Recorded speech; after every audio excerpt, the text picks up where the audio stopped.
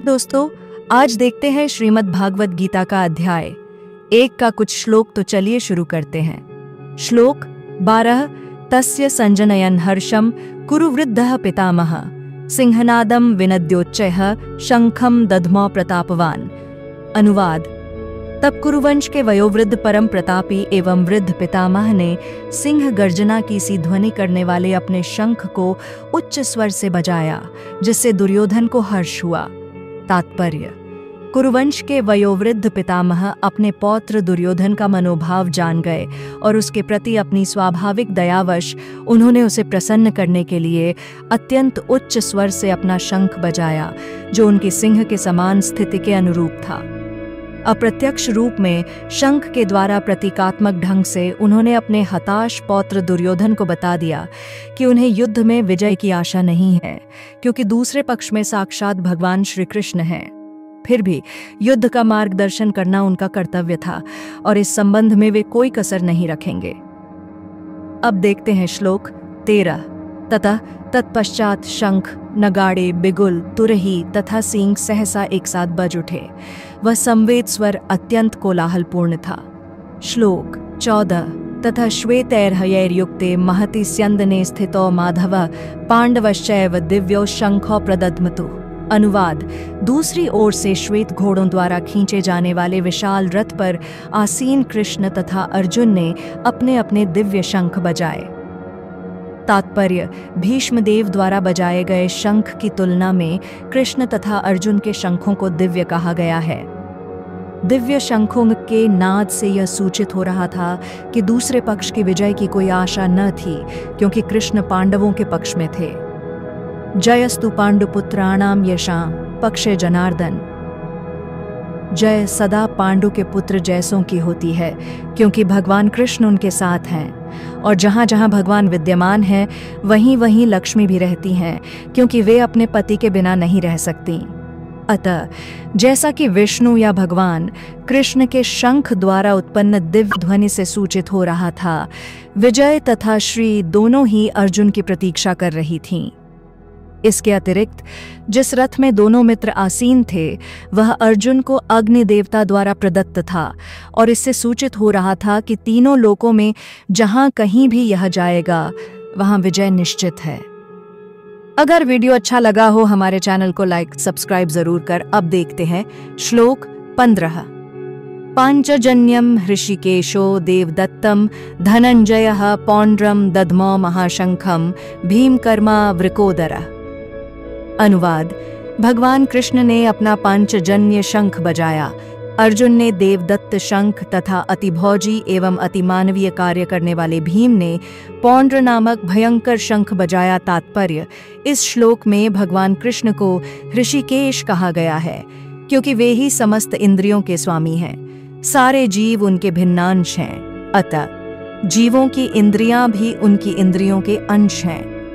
चूंकि निर्विशेषवादी जीवों की इंद्रियों का कारण बताने में असमर्थ हैं, इसीलिए वे जीवों को इंद्रिय रहित या निर्विशेष कहने के लिए उत्सुक रहते हैं।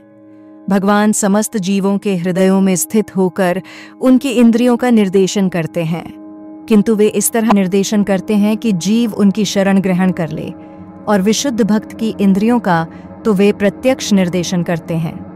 यहाँ कुरुक्षेत्र की युद्ध भूमि में भगवान कृष्ण अर्जुन की दिव्य इंद्रियों का निर्देशन करते हैं, इसीलिए उनको ऋषिकेश कहा गया है। भगवान के विविध कार्यों के अनुसार उनके भिन्न भिन्न नाम हैं। उदाहरणार्थ इनका एक नाम मधुसूदन है, क्योंकि उन्होंने मधु नाम के असुर को मारा था। वे गौवों तथा इंद्रियों को आनंद देने के कारण गोविंद कहलाते हैं। वसुदेव के पुत्र होने के कारण इनका नाम वासुदेव है। देवकी को माता रूप में स्वीकार करने के कारण इनका नाम देवकी नंदन है।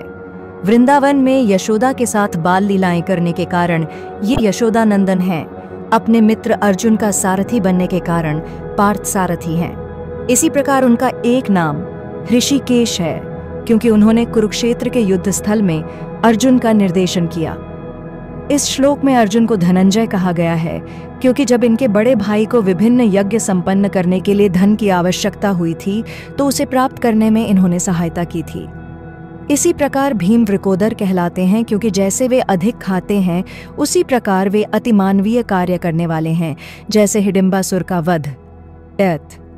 पांडवों के पक्ष में श्री कृष्ण इत्यादि विभिन्न व्यक्तियों द्वारा विशेष प्रकार के शंखों का बजाया जाना युद्ध करने वाले सैनिकों के लिए अत्यंत प्रेरणाप्रद था। विपक्ष में ऐसा कुछ न था। न तो परम निदेशक भगवान कृष्ण थे, न ही भाग्य की देवी श्री थीं। अतः युद्ध में उनकी पराजय पूर्व निश्चित थी।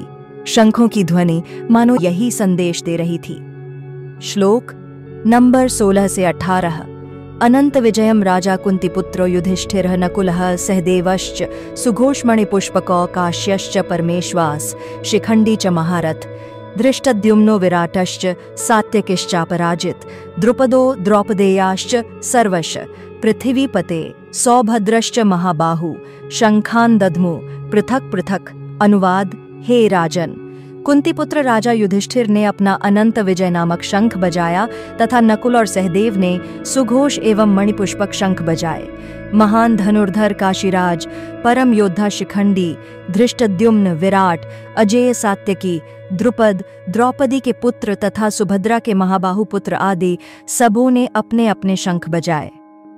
तात्पर्य: संजय ने राजा धृतराष्ट्र को अत्यंत चतुराई से यह बताया कि पांडु के पुत्रों को धोखा देने तथा राज्य सिंहासन पर अपने पुत्रों को आसीन कराने की यह अविवेकपूर्ण नीति श्लाघनीय नहीं थी। लक्षणों से पहले से ही यह सूचित हो रहा था कि इस महायुद्ध में सारा कुरुवंश मारा जाएगा। भीष्म पितामह से लेकर अभिमन्यु तथा अन्य पौत्रों तक विश्व के अनेक देशों के राजाओं समेत उपस्थित सारे के सारे लोगों का विनाश निश्चित था। यह सारी दुर्घटना राजा धृतराष्ट्र के कारण होने जा रही थी, क्योंकि उसने अपने पुत्रों की कुनीति को प्रोत्साहन दिया था। अब देखते हैं 19 श्लोक। सघोषो धार्तराष्ट्राणां हृदयानि व्यदारयत नभश्च पृथिवीं चैव तुमुलोभ्यनुनादयन्। अनुवाद। इन विभिन्न शंखों की ध्वनि कोलाहलपूर्ण बन गई, जो आकाश तथा पृथ्वी को शब्दायमान करती हुई धृतराष्ट्र के पुत्रों के हृदयों को विदीर्ण करने लगी। तात्पर्य: जब भीष्म तथा दुर्योधन के पक्ष के अन्य वीरों ने अपने अपने शंख बजाए तो पांडवों के हृदय विदीर्ण नहीं हुए।